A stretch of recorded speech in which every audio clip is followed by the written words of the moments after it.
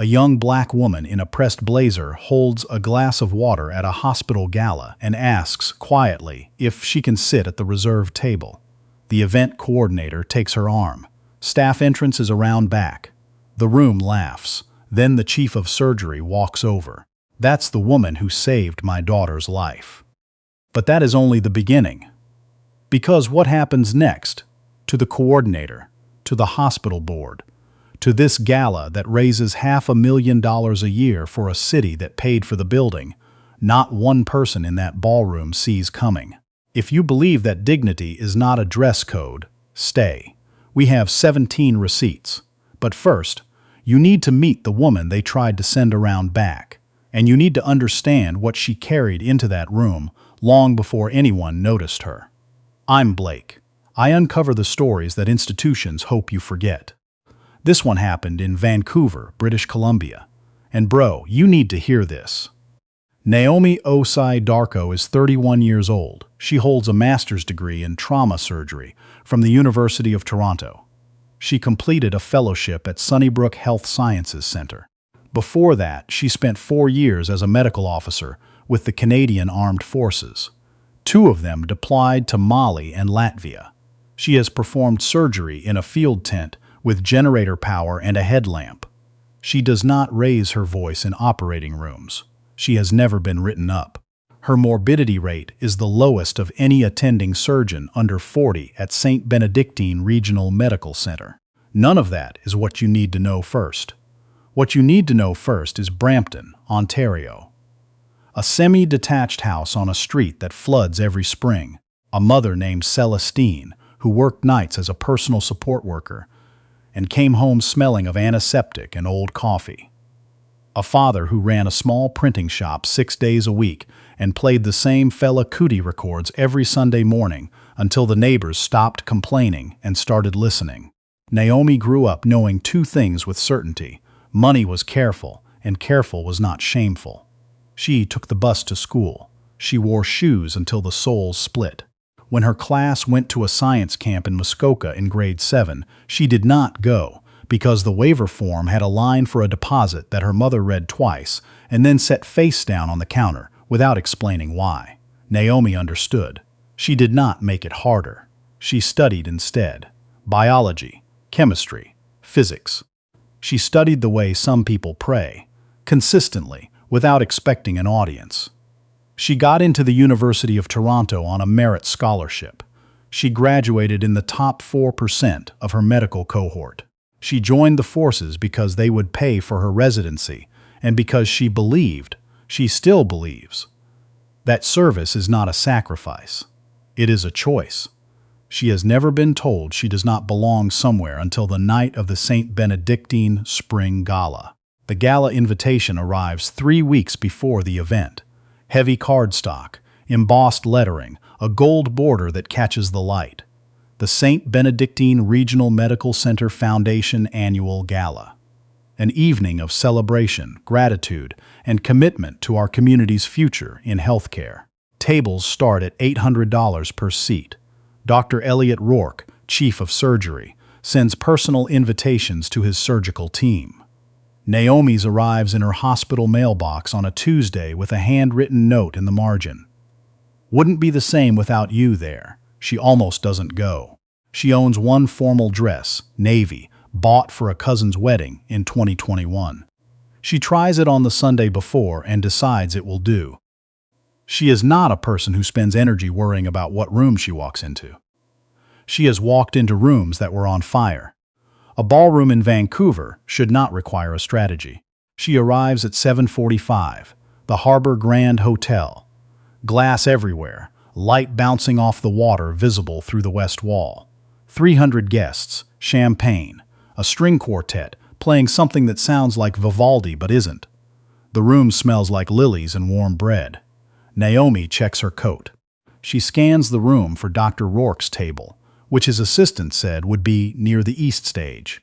She walks across the marble floor, weaving between clusters of donors and administrators in evening wear. That is when Sandra Belhaven sees her. Sandra Belhaven is 54 years old. She is the director of special events for the St. Benedictine Foundation. She has run this gala for 11 years. She considers it her event in the way that people consider things their own when no one has ever asked them to prove it. She is paid by the hospital foundation.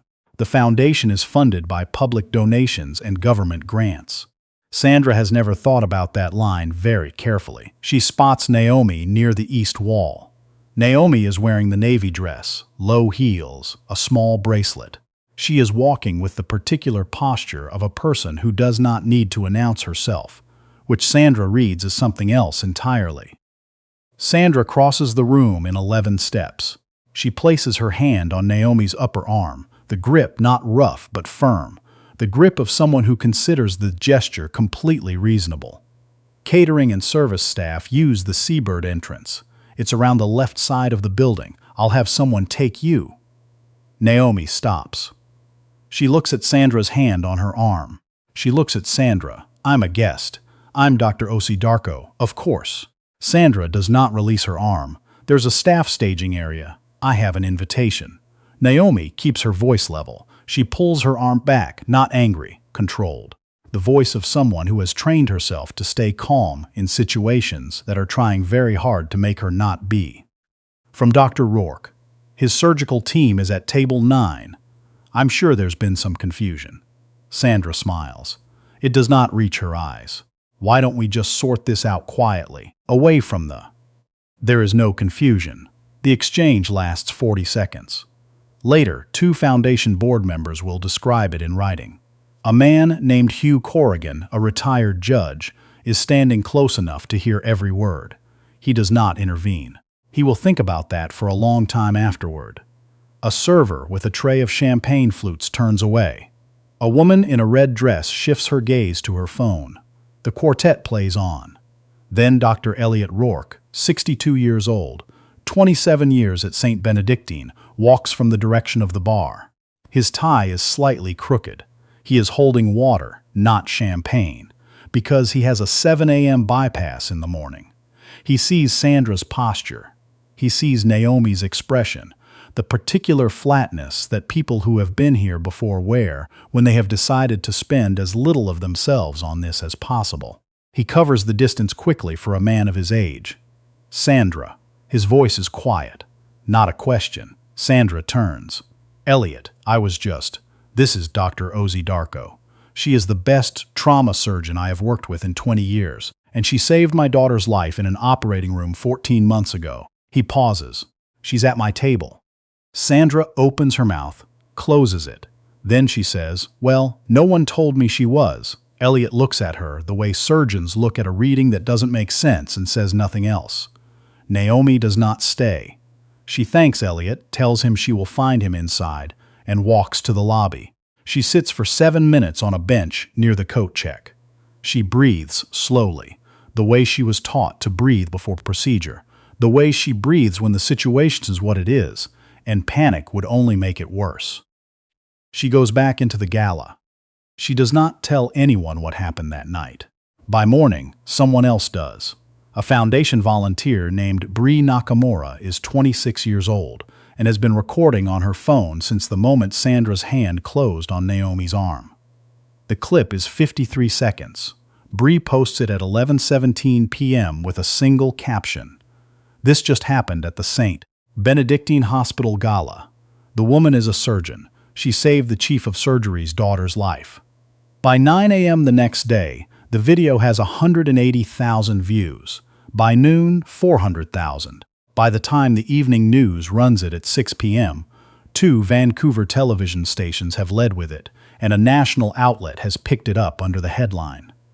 Surgeon turned away from hospital gala she helped fund. The video is not dramatic. There is no shouting. There is Sandra's grip, Naomi's stillness, and 2 sentences spoken in a marble lobby in front of 280 people who did not look up. That stillness is what the internet cannot stop watching, because it is the stillness of a person who has been here before, and everyone who has been there before recognizes it immediately, in their body, before they even finish the sentence. Comment sections fill not with outrage, but with something older and quieter. Recognition. One comment, liked 67,000 times. My mother is a nurse, 32 years. This is her story every Christmas party. Another liked 41,000 times. The way she pulled her arm back. She wasn't surprised. That's the worst part. The St. Benedictine Foundation releases a statement at 2:17 p.m. on Monday. 83 words. They regret any discomfort experienced at the event. They are reviewing their event protocols. They are committed to an inclusive environment. 83 words. No mention of a doctor. No mention of an arm being grabbed. The word discomfort doing a great deal of heavy lifting. Sandra Belhaven, through the Foundation's communications office, does not issue a personal statement. The Foundation speaks on her behalf. Her actions, they explain, were consistent with event security protocols for a sold-out venue. Naomi releases a written statement through St. Benedictine's media office on Tuesday afternoon. She does not name Sandra. She does not describe the physical contact.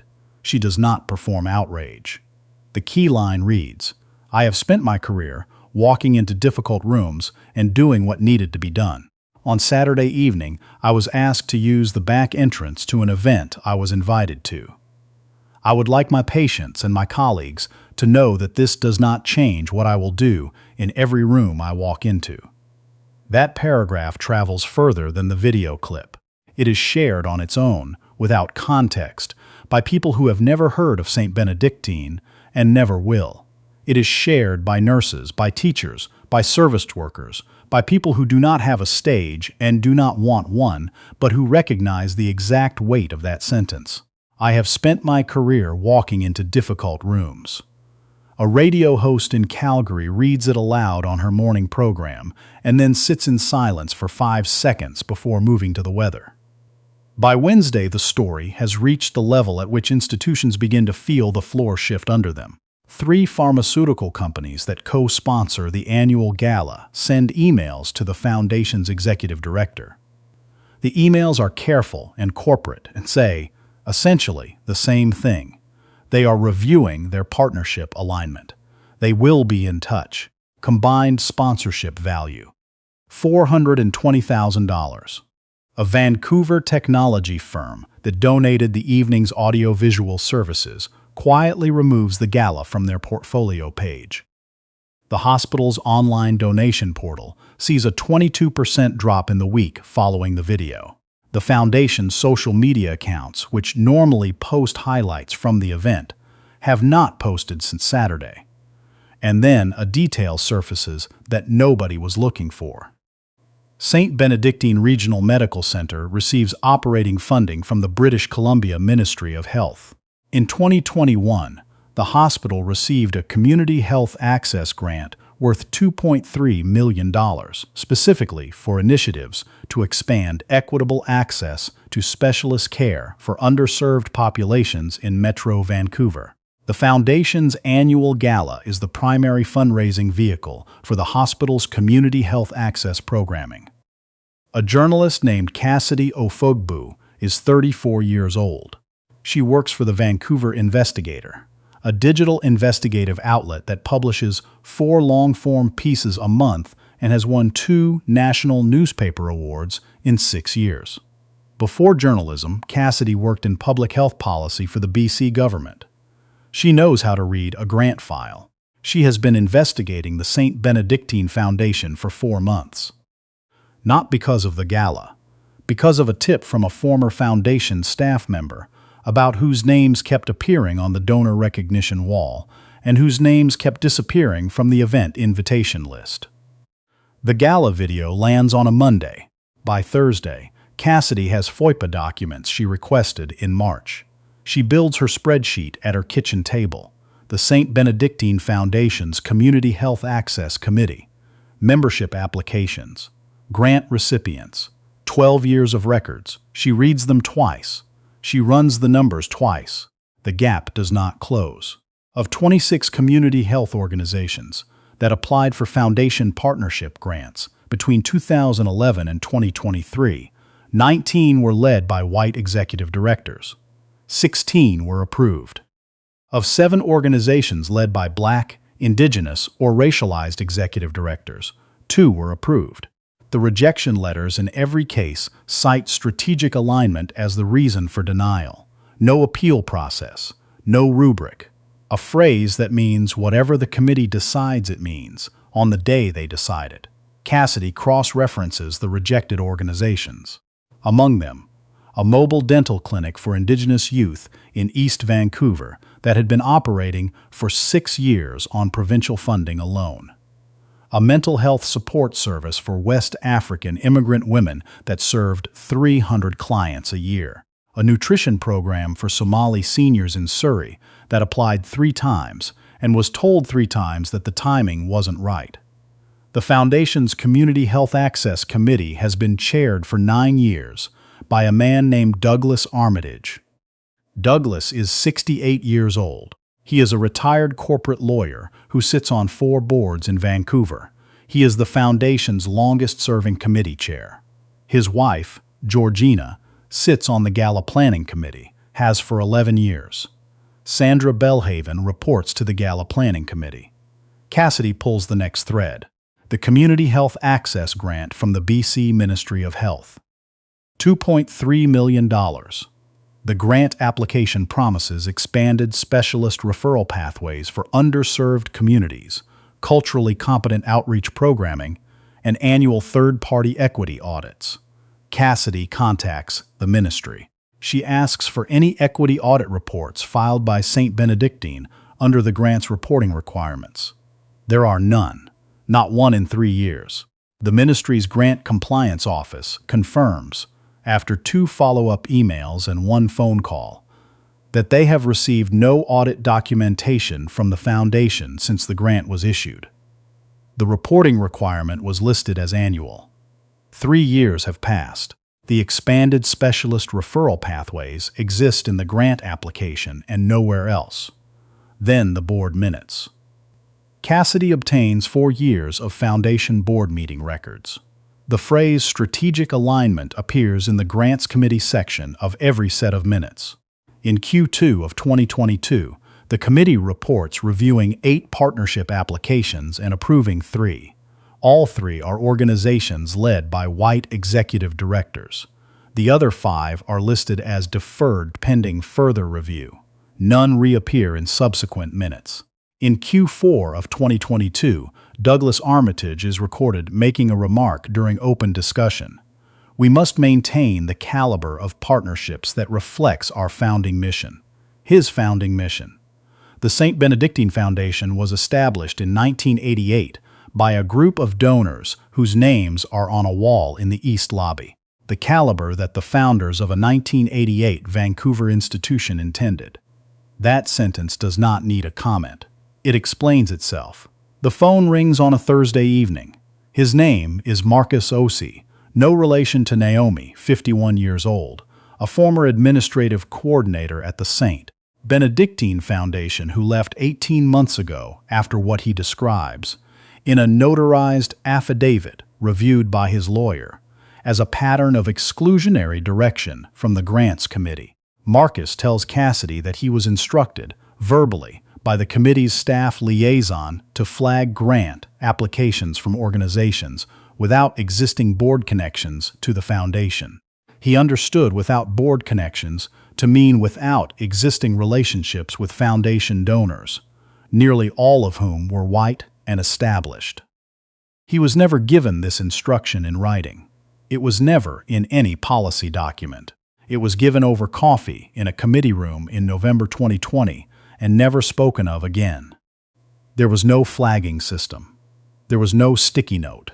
There was just a phrase, spoken once, that he carried into every grants meeting afterward because no one told him to stop. Cassidy publishes her findings in a 3-part series. Part 1, the grants data. Part 2, the ministry's missing audit reports. Part 3, Marcus's account. Each article includes the Foundation's response, 2 sentences from a retained communications firm. The Foundation operates with integrity and in full compliance with applicable law. We reject any characterization of our practices that does not reflect our commitment to community health. 2 sentences. No acknowledgement of the numbers. No mention of the organizations that were told the timing wasn't right. No mention of the ministry's missing audits. And no mention of a surgeon standing in a marble lobby with someone else's hand on her arm. 4 days after the series publishes, a registered letter arrives at Naomi's apartment. A second copy arrives at the Vancouver Investigator's newsroom. Both are sent by courier from a firm called Hargreaves, Dunmore and Reed, whose offices occupy 2 floors of a building on West Georgia Street. The letter is 4 pages. It threatens defamation action against Naomi, the investigator, and Cassidy Ofegbu personally. The claimed damages, $1.8 million. The central argument, that the characterization of events in the hotel lobby was a misrepresentation of reasonable event management procedures, and that the subsequent reporting caused measurable harm to the Foundation's philanthropic capacity and public reputation. The letter demands a retraction of all 3 investigator articles within 10 days. It demands that Naomi cease making public statements about the evening. It demands the removal of the video from all platforms where it has been shared, which is, practically speaking, impossible, the way demanding the tide come back in is impossible. Naomi reads the letter at her kitchen table at 6:15 in the morning before a shift. She reads it twice. She folds it into thirds and puts it in the pocket of her work bag, the same bag she has carried to the hospital for 4 years, the one with the fraying strap she keeps meaning to replace. She goes to work. She performs 2 surgeries. She eats a granola bar at her desk at 2 p.m. She calls her mother at 4:30. She does not mention the letter. She asks about her father's printing shop, which is now run by her younger brother and doing well. That night she sits in her apartment and thinks about a specific afternoon in her 2nd year of residency. She had been on call for 31 hours. She had lost a patient, a 22-year-old, a road accident, nothing she could have done differently. She had gone to the call room and sat on the edge of the narrow bed and thought, I do not belong in this work. She stayed. She got back up. She always got back up. But now someone else, someone smaller than the grief of that room, is trying to suggest that she does not belong in the building. And her son, she doesn't have a son. She has a memory. She has the memory of every black woman she trained beside who left medicine in the first 3 years, because the effort of belonging in every room was a second job that didn't pay. That is what the letter is really about. Not defamation. Fatigue. The hope that she will be too tired to continue. She is not. She calls Renata Osei-Nkrumah the next morning. Renata is 48 years old. She runs a civil rights and employment law practice out of a narrow office in Toronto's Kensington Market, above a Portuguese bakery whose hours are unpredictable. She has argued before the Ontario Human Rights Tribunal 9 times. She has won 7.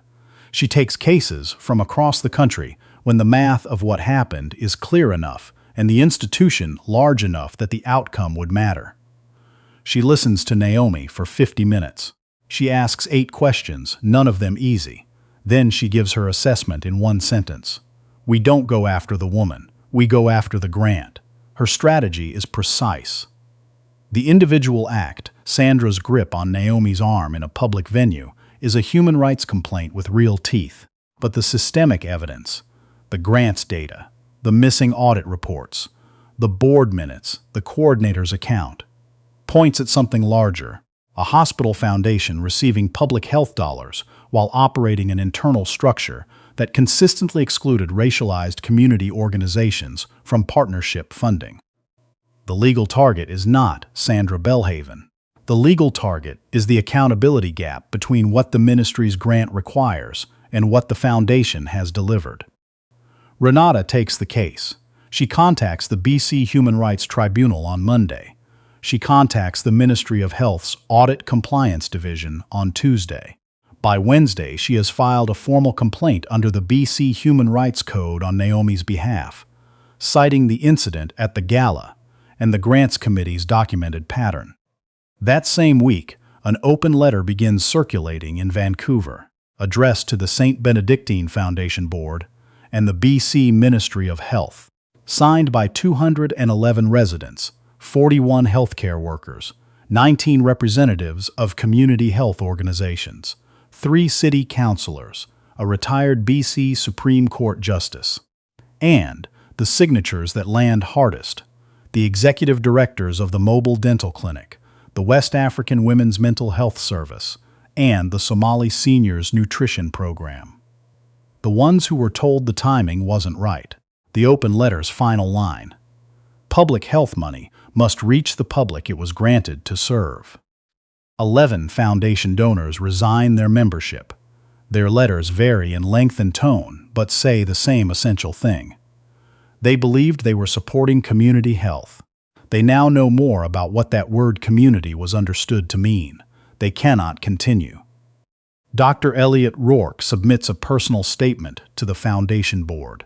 It is 2 paragraphs. The second paragraph reads, "I nominated Dr. Osei Darko for the Chief of Surgery commendation last year. She did not receive it. I did not follow up. I should have. That is on me. It is published in the Vancouver Investigator. It is shared more widely than almost anything else in the story because it is a rare and uncomfortable thing to see. A person with power identifying the exact moment they did not use it and saying so plainly. Then comes the moment that changes the shape of everything. A city council session, open public comment. A woman named Constance Pemberton, 44 years old, a Vancouver city councilor for 6 years, stands at the podium. She is a black woman. She has served on the city's Health Advisory Committee for 3 years. She announces that she applied for a seat on the St. Benedictine Foundation Community Health Access Committee in 2020. Her application was reviewed and declined. The reason given: insufficient alignment with current committee priorities. She has a master's in public health from UBC.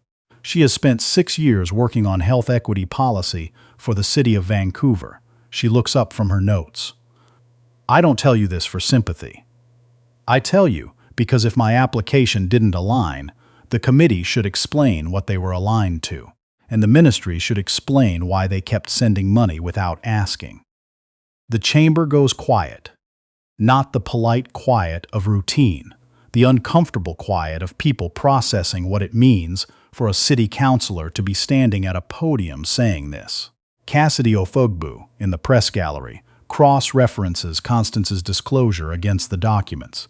The application is there. File 2020-01C. Declined. Reason: strategic alignment. A city councilor. Turned down by a committee receiving public money, for reasons that were never explained and never had to be. The committee has not spoken. The Foundation Board has not spoken beyond corporate statements. Douglas Armitage has not spoken at all. To crack this open, someone inside the room will have to open a door, and the person with the key is the last one anyone expected. His name is Fletcher Osiaddo, and he has not slept properly in 6 weeks. Fletcher is 38 years old. He joined the St. Benedictine Foundation Board 4 years ago. He is a financial auditor, third-generation Ghanaian Canadian, grew up in Mississauga, moved to Vancouver for work. He joined the board because he genuinely believed in what the foundation said it was doing. He has spent 6 weeks replaying Saturday Evening and the 6 weeks before it and the 4 years before those. He replayed the grants meeting, where the mobile dental clinic application was deferred, and he said nothing. He replayed the email from Douglas Armitage in 2021 that he read and archived and did not respond to.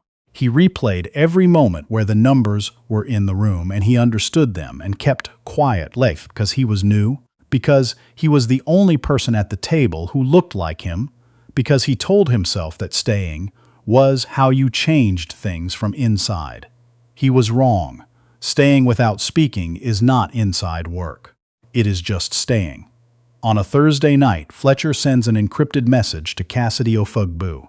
He attaches one document, an internal email from Douglas Armitage, chair of the Community Health Access Committee, sent to Foundation staff on February 14, 2021, 11 months before the mobile dental clinic submitted its third and final rejected application. Subject line: Partnership Intake. Internal Guidance. The body of the email: As we refine our intake process, please prioritize applications from organizations with established relationships in our existing donor network. Organizations without these connections should be handled with additional scrutiny. We want to be thoughtful about who we bring into the Foundation's circle. This is for internal use only. 3 sentences, handled with additional scrutiny. Thoughtful about who we bring into the Foundation circle. This stays between us. It did not. Cassidy verifies the email. She confirms the sender address against Douglas Armitage official Foundation email in board correspondence. The header is authentic. The time-stamped predates every rejected application in the FOIPPA documents by at least 8 months. The investigator's legal team reviews it and clears it. The article runs on a Friday morning. Douglas Armitage responds through his personal lawyer. He says the email is about donor network integrity and fiduciary due diligence. He says the phrase additional scrutiny refers to capacity assessment, not exclusion. He says the Foundation's practices are consistent with established governance norms in the charitable sector. The FOIPPA data is already published. The math is already on record. The email fills in the last space. Renata Nkrumah prints the email. She adds it to a file that already contains 11 declined grant applications, 3 years of missing audit reports, a coordinator's sworn account, 15 years of grants committee outcomes, and a city councilor's applications marked declined for reasons never explained. She drives to the BC Human Rights Tribunal. She files the updated complaint. The hearing is set for 6 weeks out. The room the day of the hearing smells like institutional carpet and recycled air. The gallery is full. Residents who signed the open letter, representatives from the organizations that were told the timing wasn't right.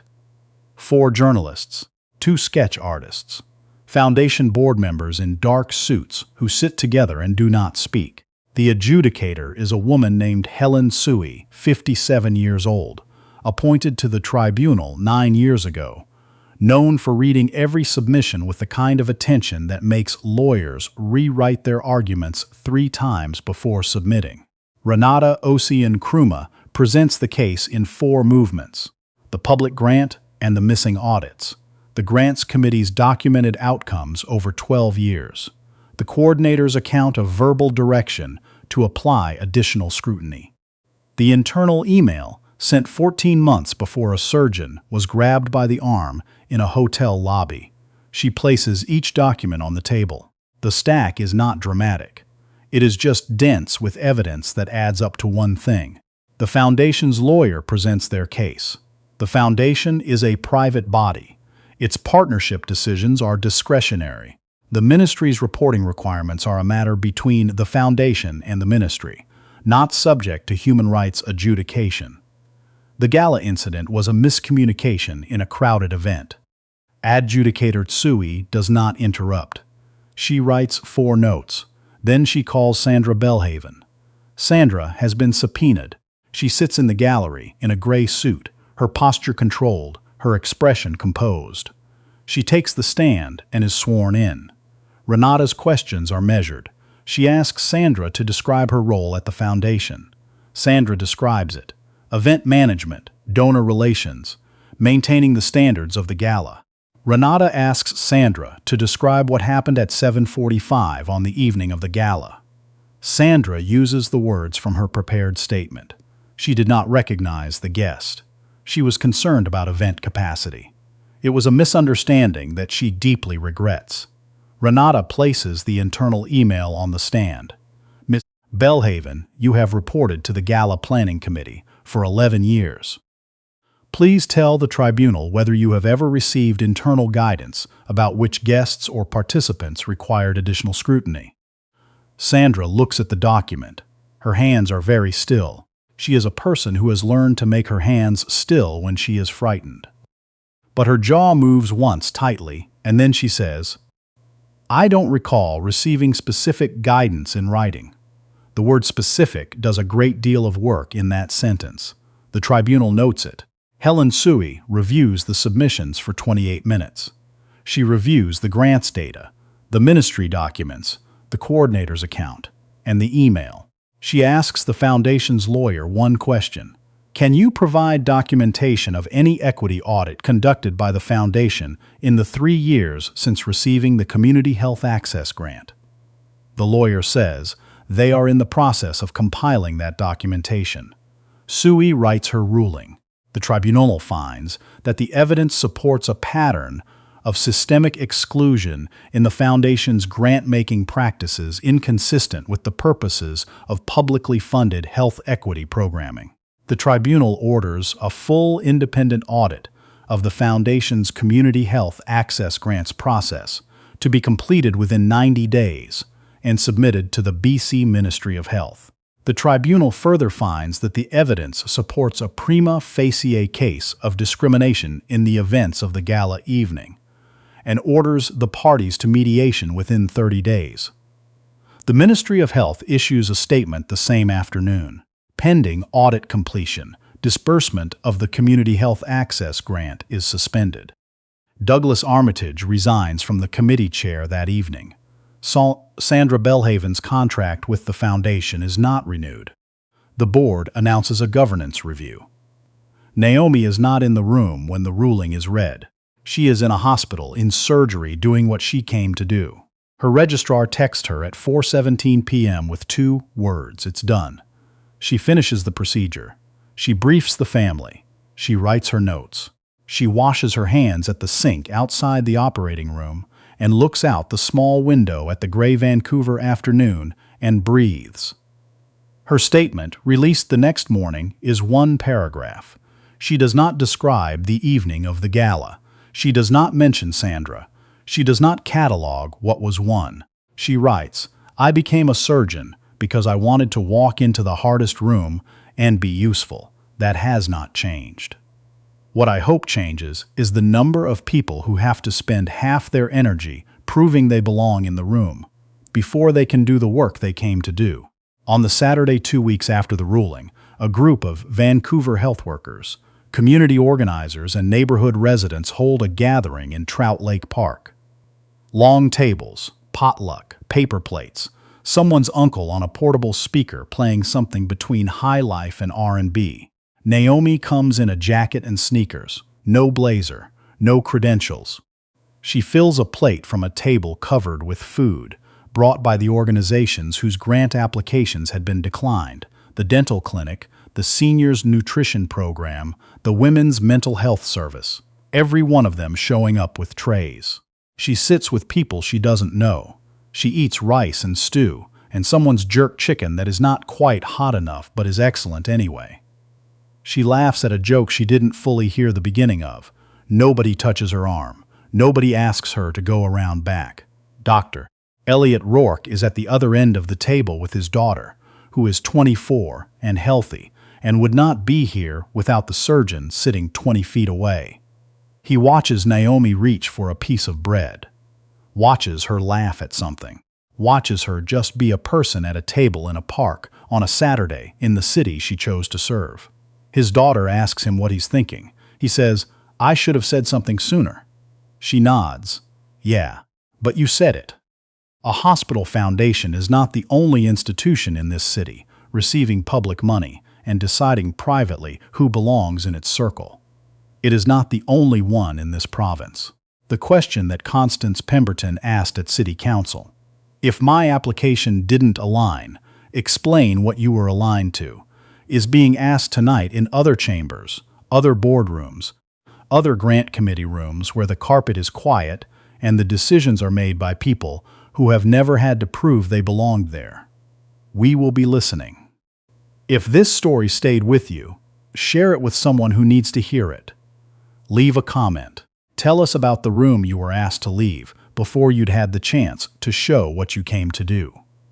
We read everyone.